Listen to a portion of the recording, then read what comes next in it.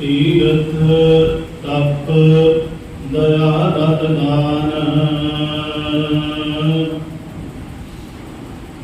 जे को पावै तिलका मान तीर्थ तप दया दत दान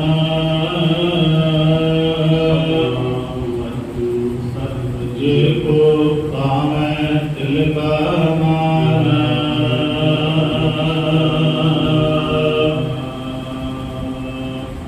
सुनिया मन्निया मन कीता भाओ अंतरगत तीर्थ मल नाओ सब गुण तेरे मैं नहीं कोई विन गुण कीते भगत ना होए स्वस्थ आथ मणि बरमाओ सत सुहान सदा मन चाओ कवन सवेरा वक्त कवन कवन थित कवन वार कवन सिर तीवा कवन जित हुआ आकार वेल न पाइया पंडिती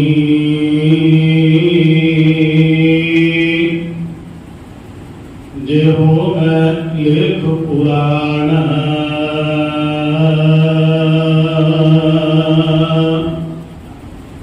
वक्त ना पायो कदिया जे लिखन लेख पुराण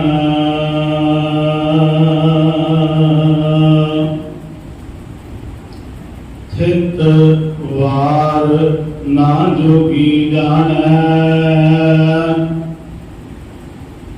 रुत महु न कोई जागृता सिठी को साजे आपे जाने सोरी किव कर आखा किव सालाही क्यों बरनी किव जाना नानक आखन सबको आखै एक दू एक सियाणा वड्डा साहिब वड्डी नाई कीता जांका होवै नानक जी को आपो जानै अगे गया न सो है वड्डा साहिब वड्डी नाई कीता जांका होवै नानक जी को आपो जानै अगे गया ना सो है। वाहिगुरु जी का खालसा वाहिगुरु जी की फतेह। परम सम्मानयोग जुगो जुग अटाल चवर छतर तख्त दे मालक साहिब श्री गुरु ग्रंथ साहिब जी पावन पवित्र हजूरी अंदर सुभाईमान हुए बैठे सत्संगी जनों, बड़े भागों द्वारा सत्संग दीयां अमोलक घड़ियां प्राप्त होईयां हन। संध्या वेले के दीवाना के अंदर आप जी ने प्रेम भावना सहित सिमरन विच हाजरियां लगवाइयां हैं। स्वाओ सतगुरु श्री गुरु ग्रंथ साहिब महाराज जी की अमृतमयी गुरबाणी की लड़ीवार विचार का जो प्रकरण जगत गुरु बाबा धन श्री गुरु नानक साहिब महाराज जी के मुखारबिंद तो उच्चारण की जप बाणी के शब्दों की अर्थां सहित व्याख्या का जो प्रकरण चल रहा है, आओ चल रहे इस प्रकरण के मुताबिक धन श्री गुरु नानक साहिब महाराज जी की पावन पवित्र जप बाणी की 21वीं पौड़ी के पावन शब्दों की आप विचार करनी है। एक बार गुरमत विचार की सांझ करने तो पहला रसना पवित्र करदिया गुरु बख्शी फतेह प्रवान करिए। एकाग्रता सहित आखिए जी वाहिगुरु जी का खालसा वाहिगुरु जी की फतेह। हुण तक का आपां जो इन्हां पिछलेरियां 3 पौड़ियां दे विच विचार श्रवण कर चुके हाँ। उस दे विच सतगुरु पातशाह महाराज जी ने उस कादर की कुदरत का जदों वर्णन किया है तब पातशाह जी ने बार बार एक गल सानू इन्हां पिछलेरियां पौड़ियां विच दर्ज करवाई है कि वो जिहड़ा परिहारी कुदरत वसिया है उसकी कुदरत नूं बयान नहीं किया जा सकता। पिछलेरियां पौड़ियां दे विच भी आपां ये श्रवण कर चुके हाँ। जदों पातशाह कथन करते हैं कुदरत गगन कहाँ विचार वारिया ना जावा एक बार। हे परमात्मा तेरी इस कुदरत नूं बयान नहीं किया जा सकता। तू सदा सलामत निरंकार। तेरे अगे यही बेनती करनी बनती है कि तू सदैव काल वास्ते सच है ते सदा तो ही तू सदैव काल तो सच रहा है। फिर अगले पौड़ियां में जिक्र मिलता है जेकर शायद बयान करने का किड़का मात्र भी किसी भी थोड़ी बात आ जाए बादशाह कोई कर सकता है। जब असंख्य था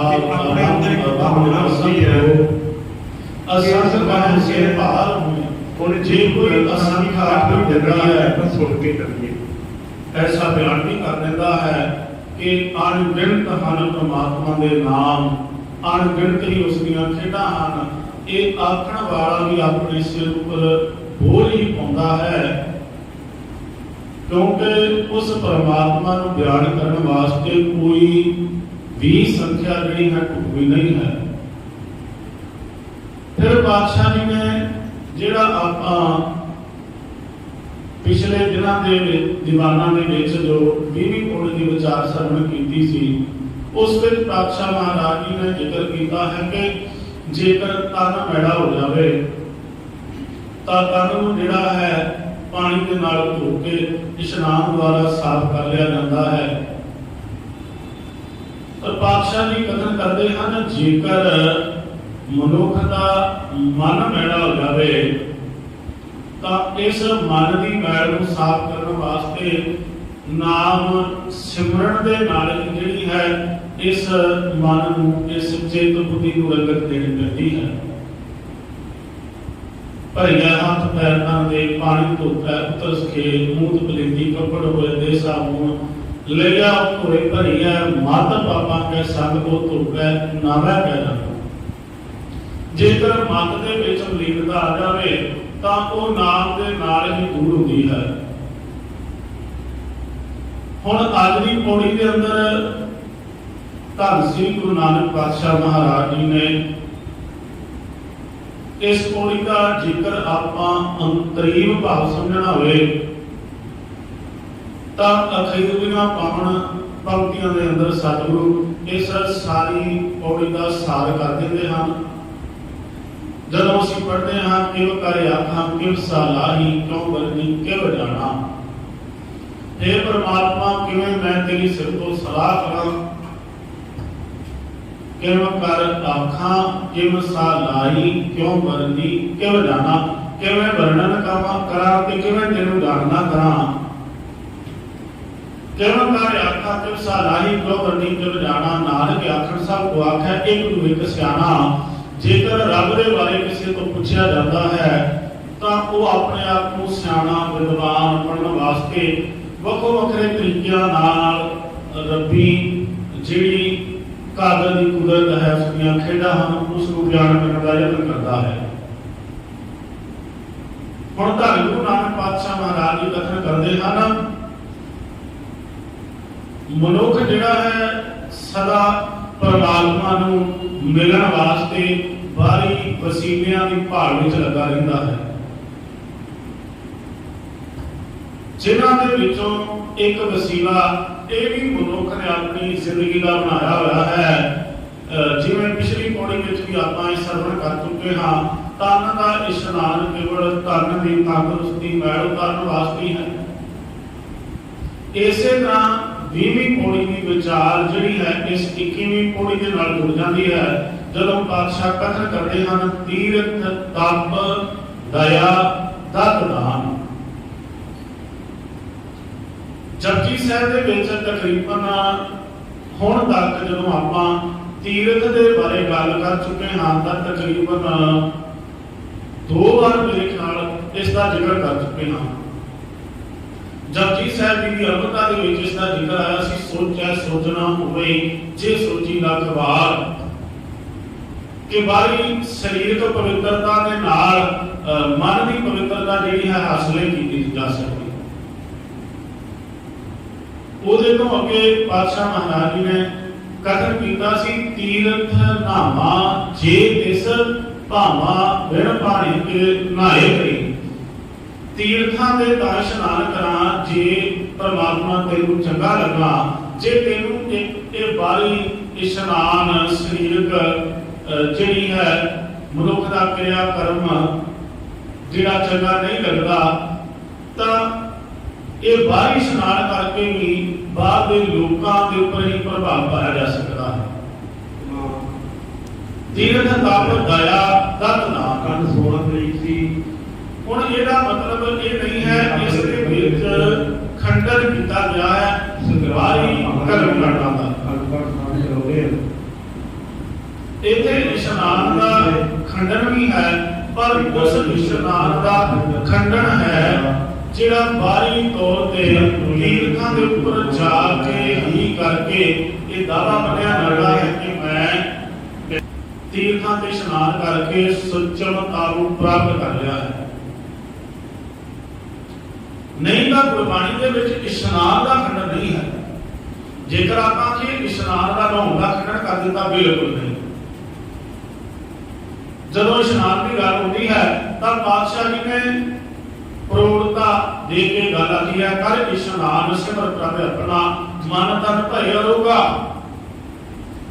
भाई गुरदास जी आखते हैं गुरसिख अमृत वेले उठ कर ना मंदा गुर कै बचन प्रचार कै धर्मशाल दी सुरत करन दा। भाई गुरदास जी ने आखिया जिहड़ा गुरसिख अमृत वेले इशनान करता है ते इशनान ही नहीं करता इस तो अगली क्रिया भी करता है गुर कै बचन उचार कै धर्मशाल दी सुरत करन दा। गुरु के बचनों को उचार के भाव पढ़ के धर्मशाल धर्म के कामां दी इंसानियत दीयां कदरां कीमतां दे नालों जुड़दा है। बारी इशनान का खंडन नहीं है उस इशनान का खंडन है जिसनों मनुख ने अपने अंदर नाल भी जोड़िया है। सतगुरु पातशाह जी ने इस पंक्ति दे विच इकल्ला तीर्थ ते इशनान की गल नहीं की ਇਸ ਵਿੱਚ ਆਤਮਿਕ ਗੁਣਾਂ ਦੀ ਵੀ ਗੱਲ ਕੀਤੀ ਹੈ। ਤੀਰਥ ਤਪ ਦਇਆ ਦਤ ਦਾਨ, ਤੀਰਥਾਂ ਦੇ ਉੱਪਰ ਤਪ ਕਰਨਾ, ਦਇਆ ਕਰਕੇ ਦਾਨ ਪੁੰਨ ਆਦਿ ਕਰਨੇ, ਪੁੰਨ ਦਾਨ ਕਰਨੇ, ਤੀਰਥ ਤਪ ਦਇਆ ਦਤ ਦਾਨ ਜੀ ਕੋ ਪਾਵੈ ਤਿਲ ਕਾ ਮਾਨ। ਇਹਨਾਂ ਸਾਰੇ ਕਰਮਾਂ ਦਾ ਇੱਕ ਤਿਲ ਜਿੰਨਾ ਵੀ ਮਾਣ ਨਹੀਂ ਮਿਲਦਾ।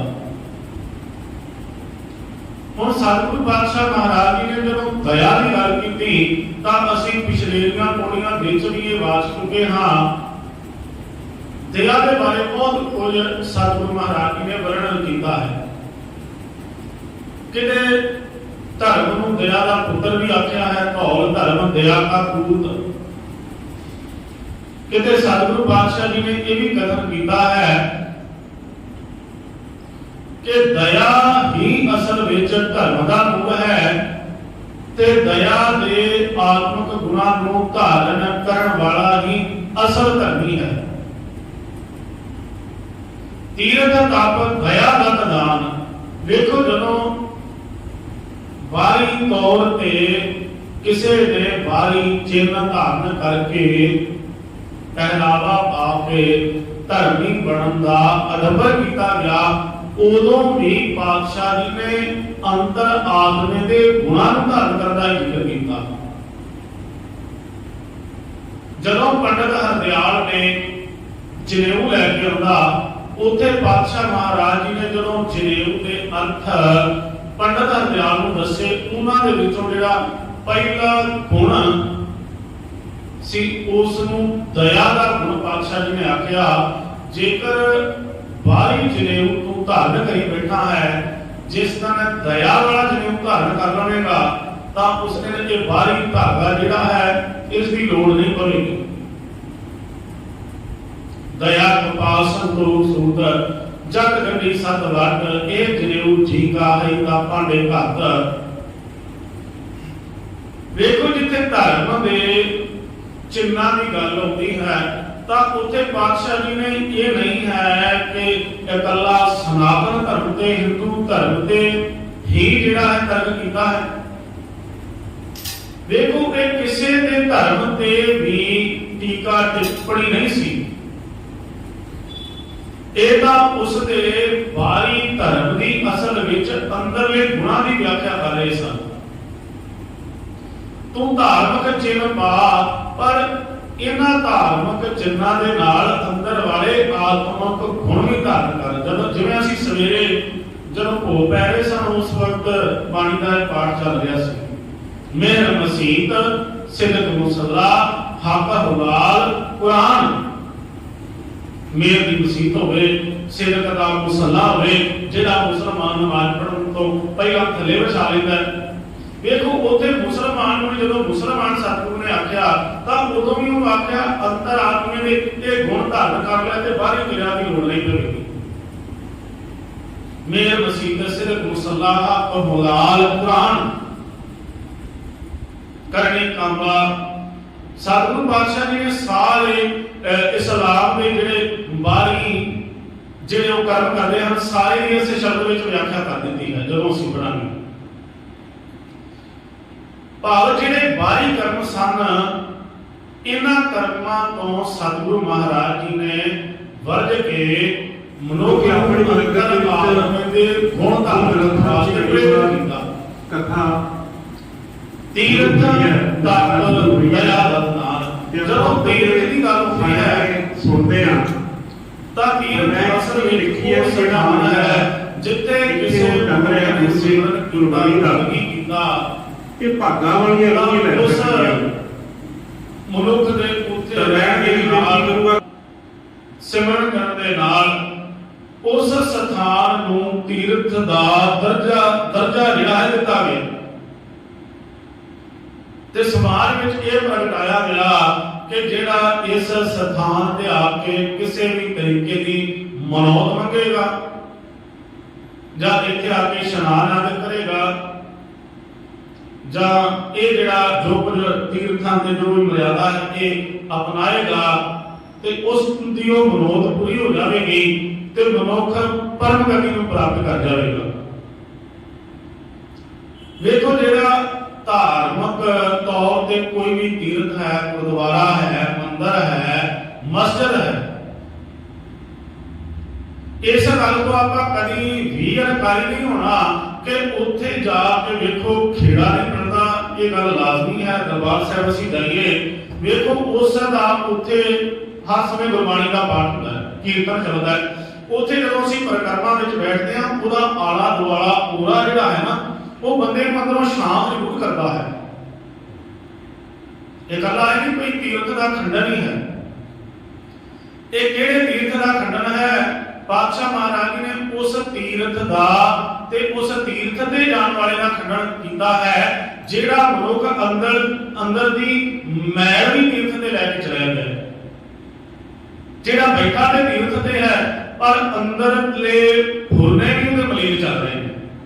ਜਿਵੇਂ ਅਸੀਂ ਬਚਨ ਪੜ੍ਹਦੇ ਹਾਂ, ਅੰਤਰ ਮੈਲ ਜੇ ਤੀਰਥ ਨਾਵੈ, ਜਿਸ ਦੇ ਅੰਤਰ ਆਤਮੇ ਵਿੱਚ ਮੈਲ ਭਰੀ ਹੈ, ਮੈਲੇ ਫੁਰਨੇ ਹਨ, ਬਕਾਰ ਹਨ, ਉਹ ਭਾਵੇਂ ਤੀਰਥ ਤੇ ਵੀ ਚਲਿਆ ਜਾਵੇ, ਐਸਾ ਮਨੁੱਖ ਤੀਰਥ ਨੂੰ ਵੀ ਮਲੀਨ ਕਰ ਦੇਵੇਗਾ।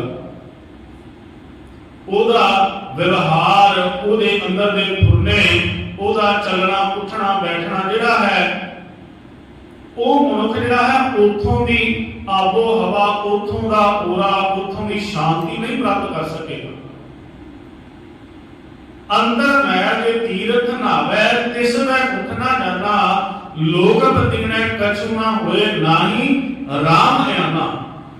ਫਿਰ ਲੋਕਾਂ ਦੇ ਭਤੀਜਣ ਦੇ ਨਾਲ ਕੋਈ ਵੀ ਨਹੀਂ ਹੋਵੇਗਾ। ਬਾਦਸ਼ਾਹ ਦੇ ਨੇ ਲੋਕ ਬਤੀਣੇ ਕਛੁ ਨਾ ਹੋਏ, ਨਾਹੀ ਰਾਮ ਆਣਾ। ਉਹ ਰਾਮ ਜਿਹੜਾ ਰਮਿਆ ਹੋਇਆ ਹੈ, ਪਰਮਾਤਮਾ ਨਿਆਣਾ ਨਹੀਂ ਹੈ। ਨਾਹੀ ਰਾਮ ਆਣਾ, ਪੂਜੋ ਰਾਮ ਏਕ ਹੀ ਦੇਵਾ। ਜੇਕਰ ਪੂਜਾ ਕਰਨੀ ਹੈ, ਰੱਬ ਨੂੰ ਪੂਜਣਾ ਹੈ, ਤਾਂ ਉਸ ਰਮੇ ਹੋਏ ਨੂੰ ਜਿਹੜਾ ਸਾਰੇ ਜਗਤ ਵਿੱਚ ਹੈ, ਉਸ ਦੀ ਪੂਜਾ ਕਰੀ, ਉਸ ਨੂੰ ਨਮਸਕਾਰ ਕਰੀ। ਪੂਜੋ ਰਾਮ ਏਕ ਹੀ ਦੇਵਾ, ਸਾਚਾ ਨਾਮਣ। ਇੱਥੇ ਹੋ ਜਾਣਾ ਹੈ ਜੀ। ਹੁਣ ਸੱਚੇ ਇਸ਼ਨਾਮ ਦੀ ਪਾਤਸ਼ਾਹ ਗੱਲ ਕਰਦੇ ਹਨ, ਕਹਿੰਦੇ ਸਾਚਾ ਨਾਮਣ ਕੀ ਹੈ? ਗੁਰ ਕੀ ਸੇਵਾ। ਗੁਰੂ ਦੀ ਸੇਵਾ ਕੀ ਹੈ? ਜੋ ਗੁਰ ਕਹੈ ਸੋਈ ਭਲ ਮਾਨੋ, ਹਰ ਹਰ ਕਥਾ ਨਿਰਾਲੀ। ਗੁਰੂ ਦੀ ਸੇਵਾ ਇਹ ਹੈ ਭਈ ਜੋ ਗੁਰੂ ਆਖਦਾ ਹੈ ਉਸ ਨੂੰ ਸਤ ਬਚਨ ਕਰਕੇ ਮੰਨ ਲੈਣਾ ਤੇ ਜੀਵਨ ਵਿੱਚ ਲਾਗੂ ਕਰ ਲੈਣਾ। ਹੁਣ ਸਤਿਗੁਰੂ ਪਾਤਸ਼ਾਹ ਮਹਾਰਾਜ ਇੱਥੇ ਉਸ ਤੀਰਥ ਦਾ ਖੰਡਨ ਕਰ ਰਹੇ ਹਨ, ਜਿਸ ਤੀਰਥ ਦੇ ਉੱਪਰ ਜਾ ਕੇ ਮਨੁੱਖ ਵਾਰੀ ਕਰਮ ਕਰਕੇ, ਇਸ਼ਨਾਨ ਕਰਕੇ, ਦਾਨ ਪੁੰਨ ਕਰਕੇ ਇਹ ਦਾਵਾ ਕਰੀ ਬੈਠਾ ਹੈ ਕਿ ਮੈਂ ਮੁਕਤ ਹੋ ਗਿਆ। उसके अपने चरणों में जोड़ के अंदरों झूठे पैर बाहर, अंदरों झूठे पैर बाहर, दुनिया अंदर फैल। 8-60 तीर्थ जे नावै, उतरे नाही मैल। हम जाने जिस तरह ਜਿਹੜੇ ਅੰਦਰੋਂ ਵਿਕਾਰਾਂ ਨਾਲ ਭਰੇ ਪਏ ਹਨ, ਅੰਦਰ ਹਰ ਸਮੇਂ ਕੂੜ ਚੱਲ ਰਿਹਾ ਹੈ ਇਹਨਾਂ ਦੇ। ਬਾਹਰ ਦੁਨੀਆ ਦੇ ਅੰਦਰ ਪੈਰ ਭਾਵ ਵਿਖਾਵਾ ਕਰੀ ਬੈਠੇ ਨੇ, ਅੰਦਰੋਂ ਝੂਠੇ ਪੈਰ ਬਾਹਰ ਦੁਨੀਆ ਅੰਦਰ ਫੈਲ। 8-60 ਤੀਰਥ ਜੇ ਨਾਵੈ, ਉਤਰੇ ਨਹੀਂ ਮੈਲ। ਜਿਨ ਪਟ ਅੰਦਰ ਬਾਹਰ ਉਤੜ, ਤੇ ਭਲੇ ਸੰਸਾਰ। ਜਿਨ ਪਟ ਅੰਦਰ, ਪਟ ਦਾ ਅਰਥ ਹੈ ਰੇਸ਼ਮ, ਜਿਨ੍ਹਾਂ ਦੇ ਅੰਦਰ ਰੇਸ਼ਮ ਵਰਗੇ ਕੀਮਤੀ ਗੁਣ ਹਨ, ਤੇ ਬਾਹਰੋਂ ਭਾਵੇਂ ਗੁੱਦੜ, ਬਾਹਰੋਂ ਭਾਵੇਂ ਪਾਟੇ ਕੱਪੜੇ ਵੀ ਪਾ ਕੇ ਕਿਉਂ ਨਾ ਫਿਰਦੇ ਹੋਣ, ਪਰ ਉਹ ਰੱਬ ਦੇ ਦਰ ਤੇ ਪਰਵਾਨੇ ਜਾਂਦੇ ਹਨ।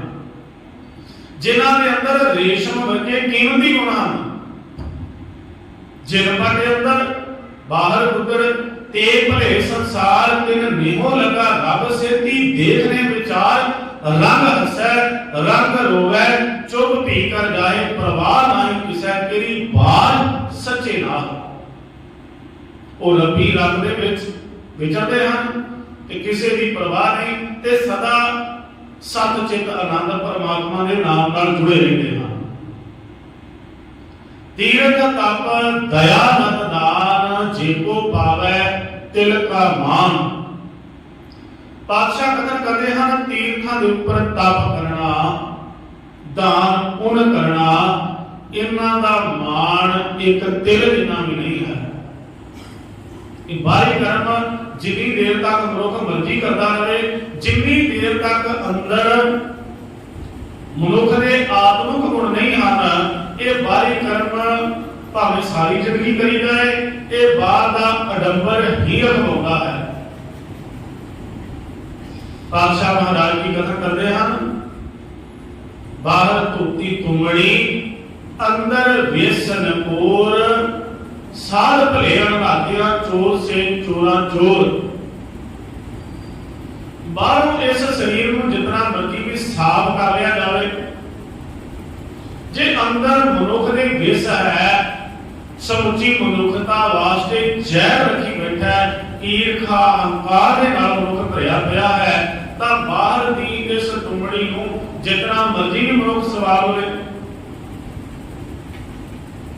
ਸਤਿਗੁਰੂ ਪਾਤਸ਼ਾਹ ਜੀ ਨੇ ਇਸੇ ਲਈ ਬਾਣੀ ਅੰਦਰ ਕਥਨ ਕੀਤਾ ਤੀਰਥ ਜਾਓ ਤਾਂ ਹੋਂ ਕਰਦੇ। ਕਈ ਮਨੁੱਖ ਤੀਰਥਾਂ ਤੇ ਜਾਂਦੇ ਹਨ, ਪਰ ਕਿਸ ਕਰਕੇ ਜਾਂਦੇ ਹਨ? ਮੈਂ ਤੀਰਥ ਤੇ ਚੱਲਿਆ ਹਾਂ, ਮੈਂ ਜਿਹੜਾ ਦਰਸ਼ਨਾਂ ਕਰਨ ਵਾਸਤੇ ਚੱਲਿਆ, ਮੈਂ ਯਾਤਰਾ ਤੇ ਚੱਲਿਆ। ਉਹਨਾਂ ਦਾ ਤੀਰਥਾਂ ਤੇ ਜਾਣਾ ਵੀ ਆਪਣੇ ਹੰਕਾਰ ਨੂੰ ਜਿਹੜਾ ਹੈ ਬੜਾਵਾ ਦੇਣਾ ਹੁੰਦਾ ਹੈ, ਹੋਰ ਕੁਝ ਨਹੀਂ। ਤੀਰਥ ਜਾਓ ਤਾਂ ਹੋਂ ਕਰਤੇ, ਪੰਡਤ ਪੁੱਛੋ ਮਾਇਆ ਰਾਤੇ। ਸਤਿਗੁਰੂ ਪਾਤਸ਼ਾਹ ਕਥਨ ਕਰਦੇ ਹਨ ਤੀਰਥ ਤਪ। ਤਪ ਦੇ ਕੀ ਅਰਥ ਹਨ? ਬਾਹਰੀ ਕਰਮਾਂ ਕਰਕੇ ਆਪਣੇ ਆਪ ਨੂੰ ਤਪਾਉਣਾ, ਆਪਣੇ ਆਪ ਨੂੰ ਕਸ਼ਟ ਦੇਣਾ। ਗੁਰਬਾਣੀ ਦੇ ਵਿੱਚ ਜਿੱਥੇ ਵੀ ਕੋਈ ਬਾਹਰੀ ਸਰੀਰਕ ਤੌਰ ਤੇ ਕਸ਼ਟ ਸਹਾਰ ਕੇ ਰੱਬ ਦੀ ਬੰਦਗੀ ਕਰ ਰਿਹਾ ਸੀ, ਸਤਿਗੁਰੂ ਜੀ ਨੇ ਵਰਜਿਆ। ਬਾਬਾ ਫਰੀਦ ਸਾਹਿਬ ਜੀ ਦਾ ਇੱਕ ਪਾਵਨ ਸ਼ਲੋਕ ਆਪਾਂ ਪੜ੍ਹਦੇ ਹਾਂ, ਜਿੱਥੇ ਬਾਬਾ ਫਰੀਦ ਸਾਹਿਬ ਕਥਨ ਕਰਦੇ ਹਨ ਹੇ ਪ੍ਰਮਾਤਮਾ, ਜੇਕਰ ਤੂੰ ਸਰੀਰ ਨੂੰ ਤਪਾਉਣ ਨਾਲ ਮਿਲ ਜਾਵੇਂ ਤਾਂ ਮੈਂ ਆਪਣੀਆਂ ਹੱਡੀਆਂ ਨੂੰ ਬਾਲਣ ਦੀ ਤਰ੍ਹਾਂ ਤੰਦੂਰ ਵਿੱਚ ਬਾਲ ਦੇਵਾਂ। ਬਾਬਾ ਫਰੀਦ ਸਾਹਿਬ ਜੀ ਆਖਦੇ ਹਨ ਤਨ ਤਪਾਏ ਕਰੂੜ ਜੋ ਬਾਲਣ ਹੱਡ ਬਲਨ, ਪੈਰੀ ਥਕਾਂ ਸਿਰ ਝੁਲਾ ਜੇ ਮੂੰਹ ਪਰੀ ਮਿਲਨ।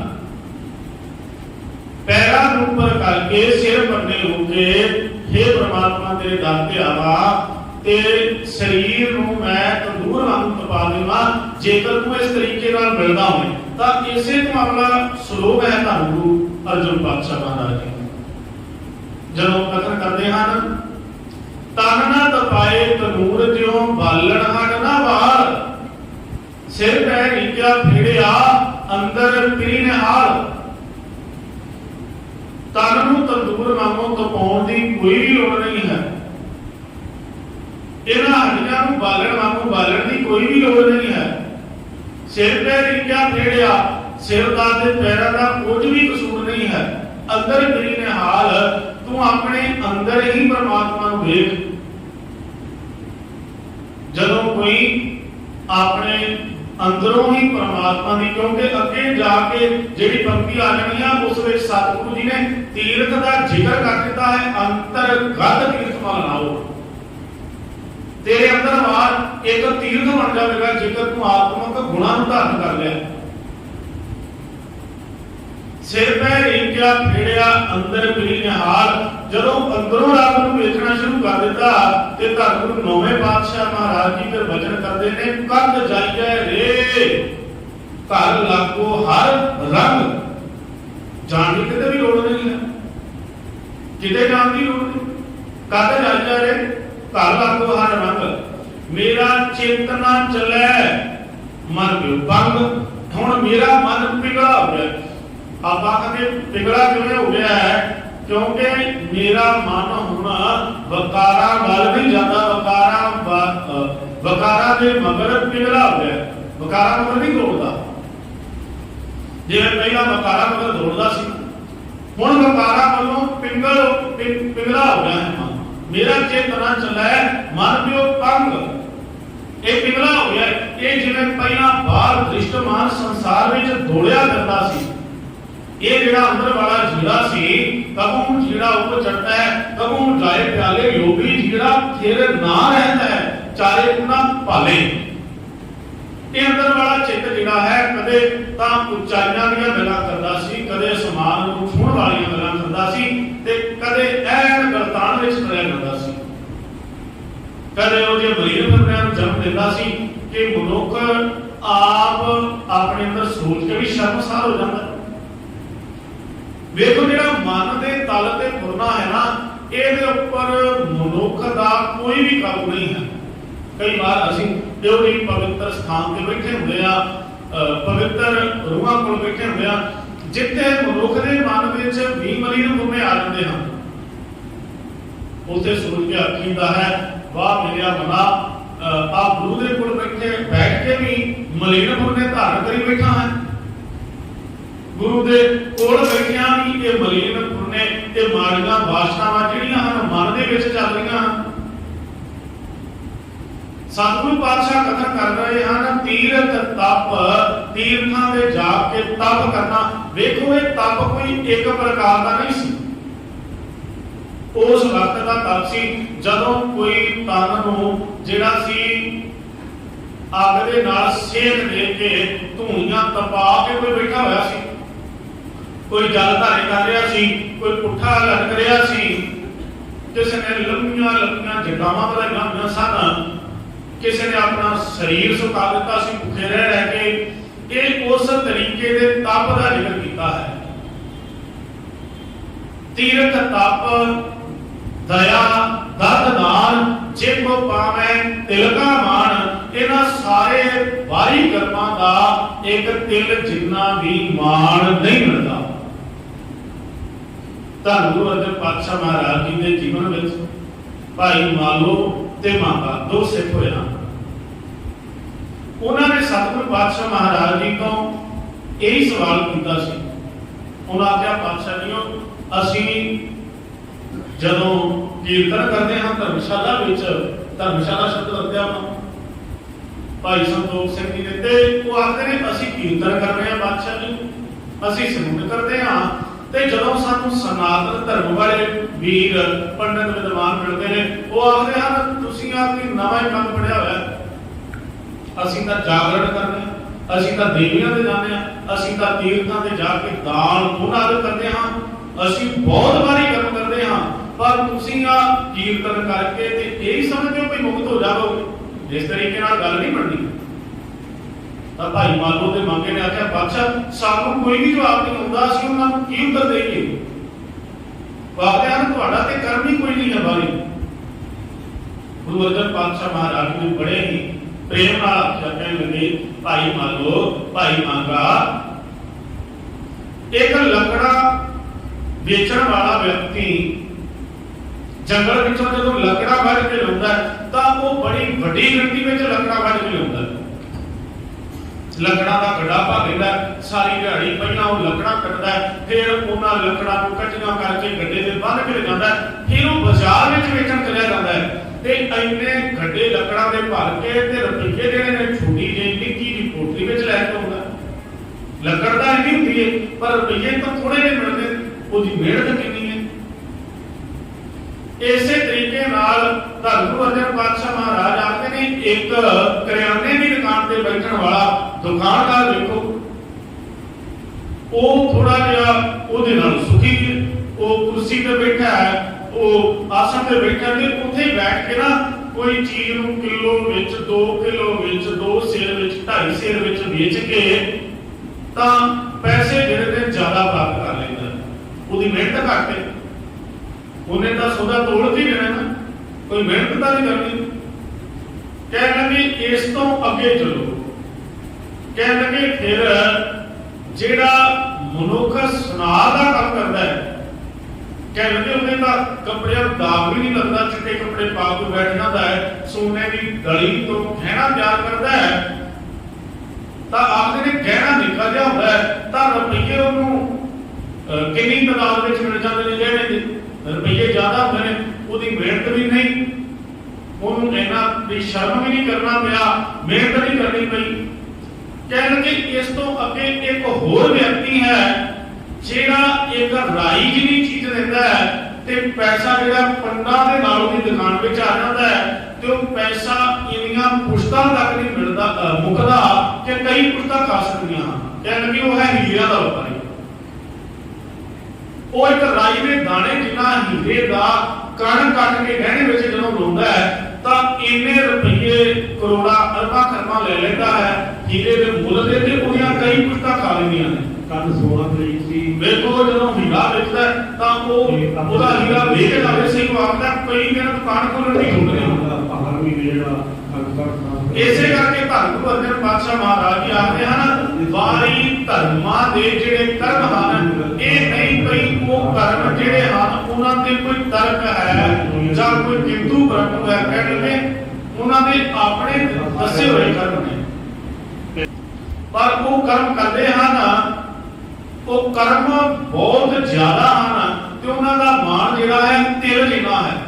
ਕਹਿੰਦੇ ਜਿਹੜਾ ਸਿਮਰਨ ਹੈ ਕੀਰਤਨ ਹੈ ਗੁਰਬਾਣੀ ਦੀ ਵਿਚਾਰ ਹੈ ਇਹ ਸੁਣਨ ਮਾਤਰ ਭਾਵੇਂ ਥੋੜੀ ਹੋਏ ਪਰ ਇਸ ਦਾ ਮੁੱਲ ਉਸ ਹੀਰੇ ਦੀ ਕਣੀ ਵਾਂਗੂ ਹੈ।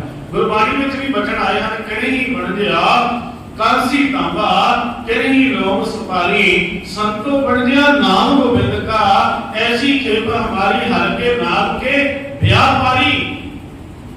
ਰੱਬ ਦੇ ਨਾਮ ਦੇ ਜਿਹੜੇ ਵਪਾਰੀ ਬਣ ਜਾਂਦੇ ਹਨ ਪਾਤਸ਼ਾਹ ਗੁਰੂ ਅਰਜਨ ਮਹਾਰਾਜ ਕਦਰ ਕਰਦੇ ਹਨ। ਕਹਿ ਲੱਗੇ ਭਾਈ ਮਾਲੋ ਦੇ ਮੰਗਾ ਤੁਸੀਂ ਕੀਰਤਨ ਕਰ ਲੈਂਦੇ ਹੋ। ਕਹਿ ਲੱਗੇ ਹਾਂ ਪਾਤਸ਼ਾਹ।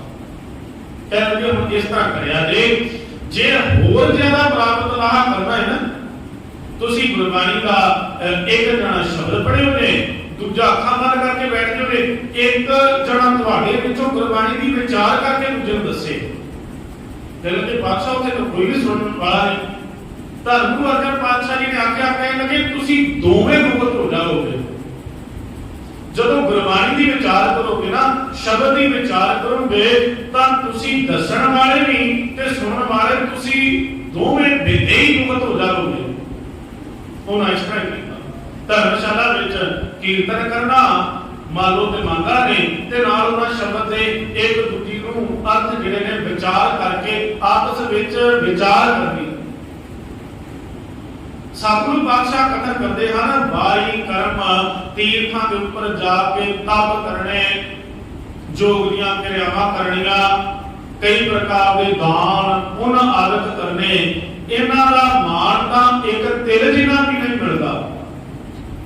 ਤੀਰਥ ਤਪ ਦਇਆ ਦਤ ਦਾਨ ਜੇ ਕੋ ਪਾਵੇਂ ਤਿਲ ਕਾ ਮਾਨ। ਹੁਣ ਪਾਤਸ਼ਾਹ ਜੀ ਨੇ ਆਖਿਆ ਫਿਰ ਕਰਮ ਉੱਤਮ ਕਰਮ ਕਿਹੜਾ ਹੈ ਸੁਣਿਆ ਮੰਨਿਆ ਮਨ ਕੀਤਾ ਭਾਉ ਅੰਤਰਗਤ ਤੀਰਥ ਮਲ ਨਾਓ। ਦੇਖੋ ਆਪਾਂ ਪਿਛਲੇ ਪ੍ਰਕਰਣਾਂ ਦੇ ਵਿੱਚ ਇਸ ਸਾਰੀ ਪੰਕਤੀ ਦੀ ਵਿਚਾਰ ਨੂੰ ਸਪਸ਼ਟ ਕਰ ਚੁੱਕੇ ਹਾਂ ਕਿ ਪਹਿਲਾਂ ਚਾਰ ਪੌੜੀਆਂ ਸੁਣਨ ਦੀਆਂ ਫਿਰ ਚਾਰ ਪੌੜੀਆਂ ਮੰਨਣ ਦੀਆਂ ਹਨ ਫਿਰ ਚਾਰ ਪੌੜੀਆਂ ਜਿਹੜੀਆਂ ਹਨ ਨਿਧ ਆਸਣ ਦੀਆਂ ਹਨ ਭਾਵ ਉਸ ਪਰਮਾਤਮਾ ਦਾ ਵਰਣਨ ਹੈ ਤੇ ਉਸ ਪਹੁੰਚਣ ਵਾਲੇ ਦੇ ਅਨੁਭਵ ਦੀਆਂ ਗੱਲਾਂ ਹਨ। ਕਰਮ ਸਭ ਤੋਂ ਸ੍ਰੇਸ਼ਟ ਫਿਰ ਕੀ ਹੈ ਸੁਣਿਆ ਮੰਨਿਆ ਮਨ ਕੀਤਾ ਭਾਉ। ਸੁਣ ਕੇ ਮੰਨਣਾ ਮੰਨ ਕੇ ਉਸ ਨੂੰ ਜ਼ਿੰਦਗੀ ਵਿੱਚ ਗ੍ਰਹਿਣ ਕਰਨਾ ਤੇ ਮਨ ਦੇ ਵਿੱਚ ਸਦਾ ਭਾਉ ਪ੍ਰੇਮ ਭਾਵਨਾ ਰੱਖਣੀ ਪਰਮਾਤਮਾ ਵਾਸਤੇ। ਜਦੋਂ ਇਹਨਾਂ ਸਾਰੇ ਆਤਮਿਕ ਗੁਣਾਂ ਨੂੰ ਮਨੁੱਖ ਆਪਣੇ ਜੀਵਨ ਵਿੱਚ ਲਾਗੂ ਕਰ ਲੈਂਦਾ ਹੈ ਤਾਂ ਪਾਤਸ਼ਾਹ ਆਖਦੇ ਹਨ ਉਸ ਨੂੰ ਫਿਰ ਕਿਤੇ ਵੀ ਤੀਰਥ ਤੇ ਜਾਣ ਦੀ ਲੋੜ ਨਹੀਂ ਪੈਂਦੀ। ਅੰਤਰਗਤ ਤੀਰਥ ਮਲ ਨਾਓ। ਹੁਣ ਤੇਰੇ ਅੰਤਰਗਤ ਭਾਵ ਦੇ ਅੰਤਰਾਤਮੇ ਵਿੱਚ ਇੱਕ ਆਤਮਿਕ ਗੁਣਾਂ ਦਾ ਤੀਰਥ ਬਣ ਗਿਆ ਹੈ ਤੇ ਤੂੰ ਆਪਣੇ ਆਤਮਿਕ ਗੁਣਾਂ ਦੇ ਵਿੱਚ ਇਸ਼ਨਾਨ ਕਰਕੇ ਅੰਦਰੋਂ ਸੁਚਮਤਾ ਪ੍ਰਾਪਤ ਕਰ। ਸਤਿਗੁਰੂ ਪਾਤਸ਼ਾਹ ਜੀ ਜਿਵੇਂ ਕਥਨ ਕਰਦੇ ਹਨ ਅੰਤਰ ਖੂਹਟਾ ਅੰਮ੍ਰਿਤ ਭਰਿਆ ਕੋਈ ਪੀ ਨਾ ਸਕੈ ਮਨਵਾਰੀ। ਮਨੁੱਖ ਦੇ ਅੰਦਰ ਆਤਮੇ ਵਿੱਚ ਤਾਂ ਆਤਮਿਕ ਗੁਣਾਂ ਦਾ ਖੂਹ ਭਰਿਆ ਪਿਆ ਹੈ। ਅੰਦਰ ਆਤਮਿਕ ਗੁਣਾਂ ਦਾ ਖੂਹ ਹੈ ਪਰ ਇਸ ਨੂੰ ਪੀ ਨਹੀਂ ਸਕਦਾ, ਕੋਈ ਅੰਤਰ ਆਤਮੇ ਦੇ ਗੁਣਾਂ ਨੂੰ ਪ੍ਰਗਟ ਨਹੀਂ ਕਰ ਸਕਦਾ। ਅੰਤਰਗਤ ਤੀਰਥ ਮਲ ਨਾ ਹੋ, ਮਤ ਵਿੱਚ ਰਤਨ ਜਵਾਹਰ ਮਾਣਕ ਜੇ ਇੱਕ ਗੁਰ ਕੀ ਸਿੱਖ ਸੁਣੀ। ਮਤ ਵਿੱਚ ਮਨੁੱਖ ਦੇ ਵਿਚਾਰਾਂ ਵਿੱਚ ਕੀਮਤੀ ਗੁਣ ਰਤਨ ਜਵਾਹਰ ਮਾਣਕ ਕਿਵੇਂ? ਜੇ ਇੱਕ ਗੁਰ ਕੀ ਸਿੱਖ ਸੁਣੀ, ਜੇ ਇੱਕ ਗੁਰੂ ਦੀ ਸਿੱਖਿਆ ਪ੍ਰਾਪਤ ਕੋਈ ਕਰ ਲਵੇ, ਸੁਣਿਆ ਮੰਨਿਆ ਮਨ ਕੀਤਾ ਭਾਉ, ਅੰਤਰਗਤ ਤੀਰਥ ਮਲ ਨਾਓ। ਬਾਬਾ ਕਬੀਰ ਸਾਹਿਬ ਜੀ ਨੂੰ ਆਖਿਆ ਸੀ, ਬਾਬਾ ਕਬੀਰ ਸਾਹਿਬ ਜੀ ਦਾ ਜਨਮ ਜਿਹੜਾ ਹੈ ਬਨਾਰਸ ਤੇ ਕਾਸ਼ੀ ਦੇ ਕੋਲ ਹੋਇਆ, ਤੇ ਉਸ ਵਕਤ ਦੇ ਪੰਡਤਾਂ ਨੇ ਉਹਨੂੰ ਆਖਿਆ ਬਾਬਾ ਕਬੀਰ ਸਾਹਿਬ ਜੀ ਬਨਾਰਸ ਕਾਸ਼ੀ ਛੱਡ ਕੇ ਤੇ ਮਗਹਰ ਦੀ ਧਰਤੀ ਤੇ ਆ ਗਏ ਸਨ, ਕਿਉਂਕਿ ਉਸ ਵਕਤ ਦਾ ਪੁਜਾਰੀ, ਉਸ ਵਕਤ ਦਾ ਵਿਦਵਾਨ ਪੰਡਤ ਇਹ ਆਖ ਰਿਹਾ ਸੀ ਜਿਹੜਾ ਤਾਂ ਬਨਾਰਸ ਵਿੱਚ ਕਾਸ਼ੀ ਵਿੱਚ ਮਰ ਜਾਵੇਗਾ, ਇਹਨਾਂ ਤੀਰਥਾਂ ਤੇ ਮਰਨ ਵਾਲਾ ਬੈਕੁੰਠ ਨੂੰ ਜਾਵੇਗਾ, ਸਵਰਗ ਨੂੰ ਜਾਵੇਗਾ। ਜਿਹੜਾ ਮਗਹਰ ਦੀ ਧਰਤੀ ਮਰੇਗਾ ਉਹ ਗਧੇ ਦੀ ਖੂਨ ਵਿੱਚ ਪਏਗਾ। ਹੁਣ ਬਾਬਾ ਕਬੀਰ ਸਾਹਿਬ ਸਾਰੀ ਜ਼ਿੰਦਗੀ ਬਨਾਰਸ ਕਾਸ਼ੀ ਵਿੱਚ ਵਿਚਰਦੇ ਰਹੇ। ਜਿਸ ਦਿਨ ਅੰਤਰਾ ਸਭਾ ਆਇਆ ਤੇ ਉਸ ਦਿਨ ਮਗਹਰ ਆ ਗਏ ਸਨ। ਕਿਸ ਕਰਕੇ? ਕਿ ਉਸ ਤਬਕੇ ਵੱਲੋਂ ਇਸ ਪ੍ਰਚਾਰੇ ਹੋਏ ਝੂਠ ਨੂੰ ਰੱਦ ਕਰਨ ਵਾਸਤੇ ਕਿ ਕੋਈ ਕਿਤੇ ਰਹਿਣ ਨਾਲ, ਕੋਈ ਕਿਤੇ ਮਰਨ ਦੇ ਨਾਲ ਸਵਰਗ ਜਾਂ ਨਰਕ ਨੂੰ ਨਹੀਂ ਜਾਂਦਾ। ਮਨੁੱਖ ਆਪਣੇ ਆਤਮਿਕ ਗੁਨਾਹ ਕਰਕੇ, ਜੀਵਨ ਕਰਕੇ ਹੀ ਰੱਬੀ ਦਰ ਤੇ ਪ੍ਰਗਟਿਆ ਜਾਂਦਾ ਹੈ। ਬਾਬਾ ਕਬੀਰ ਸਾਹਿਬ ਜੀ ਕਥਨ ਕਰਦੇ ਹਨ, ਮਰਨ ਪਿਆ ਮਗਹਰ ਕੀ ਬਾਸੀ, जैसा मगर तैसी काशी हम एक कर जानी। राम कबीरा एक भय है कोई ना सकै पछानी। उन्हें आख्या साडे वास्ते ओ जी मगहर की धरती है, ओ जी काशी की धरती है। बहुत वर्ष तप किया काशी, मरण पिया मगहर की वासी। सारी जिंदगी बनारस काशी में रहे पर मरण वक्त मगहर आ गए सन। ਤਾਂ ਬਾਬਾ ਕਬੀਰ ਸਾਹਿਬ ਜੀ ਨੇ ਆਖਿਆ ਸੀ ਕੋਈ ਮਰਨ ਨਾਲ ਕਿਸੇ ਜਗ੍ਹਾ ਤੇ ਜਾਂ ਕਿਤੇ ਜਗ੍ਹਾ ਤੇ ਕਿਸੇ ਤੇ ਰਹਿਣ ਦੇ ਨਾਲ ਮੁਕਤ ਨਹੀਂ ਹੁੰਦਾ। ਮਨੁੱਖ ਜਦੋਂ ਵੀ ਮੁਕਤ ਹੁੰਦਾ ਹੈ ਆਪਣੇ ਜੀਵਨ ਦੇ ਆਤਮਿਕ ਗੁਣਾਂ ਕਰਕੇ ਹੀ ਸਮਾਜ ਵਿੱਚ ਵੀ ਤੇ ਰੱਬੀ ਦਰ ਤੇ ਪ੍ਰਵਾਨਿਆ ਜਾਂਦਾ ਹੈ। ਇਹ ਵੀ ਬਚਨ ਬਾਬਾ ਕਬੀਰ ਸਾਹਿਬ ਜੀ ਦੇ ਹੀ ਹਨ। जल कै मज्जन जेगत होवे, नित नित मेढक नावे। जैसे मेढक तैसे कोई नर फिर जूनी आवे। तीर्थां ते सागरां इन्हां दरियावां विच, इन्हां गंगा दे तट ते, इन्हां सरस्वती आदि नदियां ते, इन्हां पानियां विच रहण वाले जीव तां कदों देव मुक्त हो जाते सन। पर डड्डू जिहड़ा है भावें गंगा दे विच ही रवे, दादर तू कबै ना जन सरे। बख्श सिवाल बसस निर्मल जल, अमृत नाल खसरे। डड्डू दा अमृत नाल कोई नेड़ दा वास्ता नहीं। मेढक जिहड़ा है सदा सरोवर विचों काई ते होर जिहड़ा है कूड़ा करकट नहीं जिहड़ा है खांदा है। डड्डू दा मेढक दा ओदे कोल कमल दा फुल भी है, ਉਹਦੇ ਕੋਲ ਕੀਮਤੀ ਜਿਹੜਾ ਹੈ ਪਾਣੀ ਵੀ ਹੈ। ਕਮਲ ਦੀ ਸਾਰ ਕਦੇ ਵੀ ਡੱਡੂ ਨਹੀਂ ਜਾਣ ਸਕਿਆ। ਬਖਸ਼ ਸਿਵਾਲ ਬਸਸ ਨਿਰਮਲ ਜਲ, ਅੰਮ੍ਰਿਤ ਨਾਲ ਖਸਰੇ।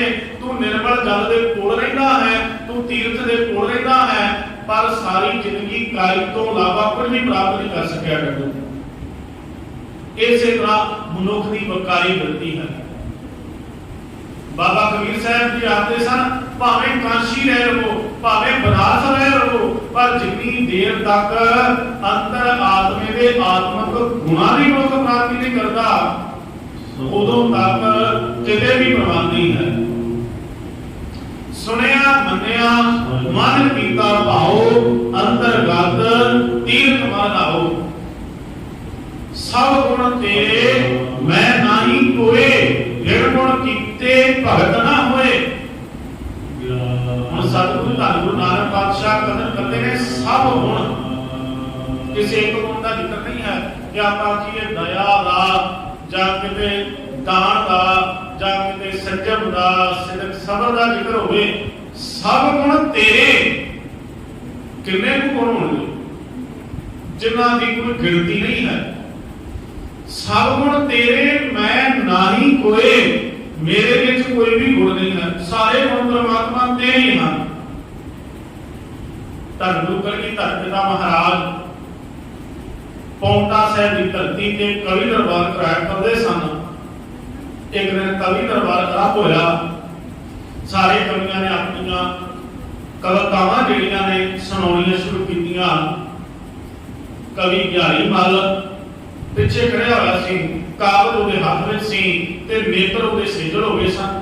ਗੁਰੂ ਕਲਗੀਧਰ ਪਿਤਾ ਨੇ ਕੋਲ ਸੱਦਿਆ, ਕਹਿੰਦੇ ਕਿ ਬਿਹਾਰੀ ਮੱਲ ਕੀ ਹੋਇਆ, ਤੂੰ ਅਜੇ ਆਪਣੀ ਕਵਿਤਾ ਸੁਣਾਈ ਨਹੀਂ ਤੇ ਤੇਰੇ ਨੇਤਰਾਂ ਦੇ ਵਿੱਚ ਜਲ ਹੈ, ਕੀ ਕਰਨਾ ਹੈ। ਉਸ ਬਿਹਾਰੀ ਮੱਲ ਨੇ ਆਪਣੀ ਕਵਿਤਾ ਸੁਣਾਉਣੀ ਸ਼ੁਰੂ ਕੀਤੀ। ਉਸ ਨੇ ਆਖਿਆ, ਕਹਿਣ ਲੱਗਾ ਕਿ हे ਪ੍ਰਮਾਤਮਾ, हे ਸਤਿਗੁਰੂ, ਧੰਨ ਗੁਰੂ ਕਲਗੀਧਰ ਪਾਤਸ਼ਾਹ ਮਹਾਰਾਜ ਜੀਓ, ਆਪ ਜੀ ਦੇ ਵਿੱਚ ਇੰਨੇ ਗੁਣ ਹਨ। ਚਾਦਰ ਮੈਣੀ ਤੇ ਸਾਬਣ ਥੋੜਾ, ਜਦ ਦੇਖਾਂ ਤਦ ਰੋਵਾਂ। ਬਹੁਤੇ ਦਾਗ ਲੱਗੇ ਤਨ ਮੇਰੇ, ਕਿਉਂ ਕਰ ਹੱਚੇ ਹੋਵਾਂ। ਸ੍ਰੀ ਸਾਹਿਬ ਮੈਨੂੰ ਦਰਸ਼ਨ ਦੇਵੋ, ਮੈਂ ਅੰਦਰ ਦੀ ਕਾਰਜ ਧੋਵਾਂ। ਪਿਓ ਦੀ ਕਰਤਾ ਦੇ ਬੋਲ ਸਨ। ਕਹਿੰਦੇ ਪਾਤਸ਼ਾਹ ਤੇਰੀ ਕਿਰਪਾ ਵਾਲੀ ਜਿਹੜੀ ਮੇਰੇ ਕੋਲ ਸਾਬਣ ਹੈ ਨਾ, ਜਿਹੜੀ ਅੰਦਰ ਆਤਮੇ ਦੇ ਵਕਾਰਾਂ ਨੂੰ ਸਾਫ਼ ਕਰਦੇ ਨੇ, ਉਹ ਕਿਰਪਾ ਵਾਲੀ ਸਾਬਣ ਬਹੁਤ ਥੋੜੀ ਹੈ। ਚਾਦਰ ਜਿਹੜੀ ਓਗਣਾ ਵਾਲੀ ਉਹ ਤਾਂ ਭਰੀ ਪਈ ਹੈ। ਚਾਦਰ ਮੈਲੀ ਸਾਬਣ ਥੋੜਾ, ਜਦ ਦੇਖਾਂ ਤਦ ਰੋਵਾਂ। ਇਹ ਮੈਂ ਮਨ ਦੀ ਮੈਲੀ ਚਾਦਰ ਨੂੰ ਜਦੋਂ ਵੀ ਵੇਖਣਾ ਹਾਂ ਤਾਂ ਮੈਨੂੰ ਸ਼ਰਮ ਆਉਂਦੀ ਹੈ ਤੇ ਮੈਂ ਰੋਣਾ ਕਿ ਇੰਨੀ ਮਲੀਨਤਾ ਅੰਦਰ ਨਹੀਂ ਹੈ। ਪਰ ਤੇਰੀ ਮਿਹਰ ਦਾ ਸਾਬਣ ਜਿਹੜਾ ਹੈ ਬਹੁਤ ਥੋੜਾ ਹੈ। ਚਾਦਰ ਮੈਲੀ ਸਾਬਣ ਥੋੜਾ, ਜਦ ਦੇਖਾਂ ਤਦ ਰੋਵਾਂ। ਬਹੁਤੇ ਦਾਗ ਲੱਗੇ ਤਨ ਮੇਰੇ, ਕਿਉਂ ਕਰ ਹੱਚੇ ਹੋਵਾਂ। ਮੇਰੇ ਤਨ ਦੇ ਅੰਦਰ ਇੰਨੇ ਦਾਗ ਨੇ, ਕਿਵੇਂ ਦਾਗ ਜਿਹੜੇ ਨੇ ਦੂਰ ਹੋਣ। ਤੇ ਜਿਹੜਾ ਅਰਦਾਸ ਕੀਤੀ, ਕਹਿੰਦੇ ਸ੍ਰੀ ਸਾਹਿਬ, ਇਹ ਅਕਾਲ ਪੁਰਖ ਸਤਿਗੁਰੂ ਪਾਤਸ਼ਾਹ ਜੀਓ, ਮੈਨੂੰ ਦਰਸ਼ਨ ਦਿਓ, ਮੈਂ ਅੰਦਰ ਦੀ ਕਾਰਜ ਧੋਵਾਂ। ਮੇਰੀ ਤਾਂ ਬੇਨਤੀ ਹੈ ਪਾਤਸ਼ਾਹ ਜੀ ਤੁਹਾਡੇ, ਇੱਕ ਦਿਨ ਮੈਨੂੰ ਅੰਦਰ ਆਤਮੇ ਦੀ ਸੋਝੀ ਕਰਵਾ ਦਿਓ, ਮੈਂ ਆਪਣੇ ਅੰਦਰ ਦੇ ਦਾਗ ਦੇ ਜਿਹੜੇ ਨੇ ਨਿਵਰਤ ਕਰ ਲਵਾਂ। ਸੁਣਿਆ ਮਾਨਿਆ ਮਨ ਕੀਤਾ ਭਾਉ, ਅੰਤਰ ਗਤ ਕੀਰਤ ਮਲ ਲਾਓ। ਸਭ ਗੁਣ ਤੇਰੇ। ਜਦੋਂ ਕੋਈ ਵਜਦ ਵਿੱਚ ਆਉਂਦਾ ਹੈ, ਜਦੋਂ ਕੋਈ ਰੱਬੀ ਪਿਆਰ ਵਿੱਚ ਆ ਕੇ ਕਥਨ ਕਰਦਾ ਹੈ, ਹਮ ਮੈਲੇ ਤੁਮ ਉਜਲ ਕਰਤੇ, ਹਮ ਨਿਰਗੁਣ ਤੂੰ ਦਾਤਾ, ਹਮ ਮੂਰਖ ਤੁਮ ਚਤਰ ਤੇ ਸਿਆਣੇ, ਤੂੰ ਸਰਬ ਕਣਾ ਕਾ ਗਿਆਤਾ। ਸਭ ਗੁਣ ਤੇਰੇ, ਮੈਂ ਨਹੀਂ ਕੋਏ। ਮੇਰੇ ਵਿੱਚ ਕੋਈ ਵੀ ਗੁਣ ਨਹੀਂ ਹੈ। ਸਭ ਅਵ ਗੁਣ, ਮੈਂ ਗੁਣ ਨਹੀਂ ਕੋਈ। ਕਿਉਂ ਕਰ ਕੰਤ ਮਿਲਾਵਾ ਹੋਈ, ਨਾ ਭੁਲ ਢੰਗ ਨਾ ਮਿੱਠੇ ਬਹਿਣਾ।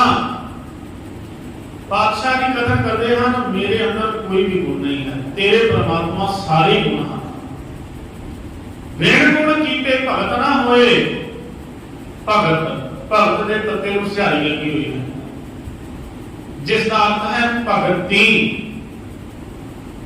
हे परमात्मा, तेरे गुणा नूं कथन करन तो इलावा, तेरे गुणा दी भगती सिमरन करन तो इलावा जिहड़ा है कदी भी तेरे नाल नहीं जुड़िया जा सकता। ऋण गुण कीते, तेरे गुणा नूं वर्णन करन तो बिना ते भगती सिमरन करन तो बिना जिहड़ा है कदी भी मुक्त नहीं होया जा सकता। ऋण गुण कीते भगत ना होए।